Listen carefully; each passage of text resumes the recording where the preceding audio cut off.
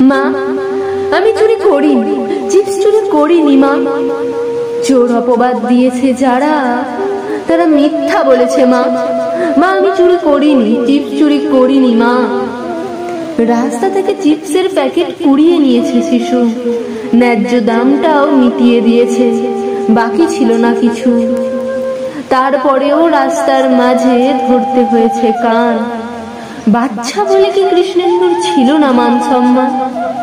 শুধু এইটুকুতেই থেমে থাকেনি, শুধু এইটুকুতেই থেমে থাকেনি।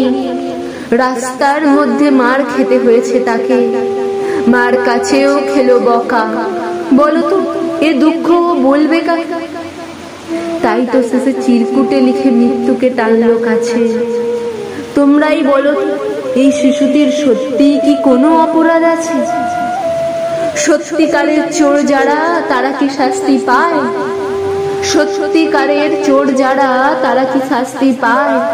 দিনের পর দিন কত কিছুই তো চুরি হয়ে যায়, তারপরেও কলার উঁচিয়ে ঘুরছে সকলে পথে।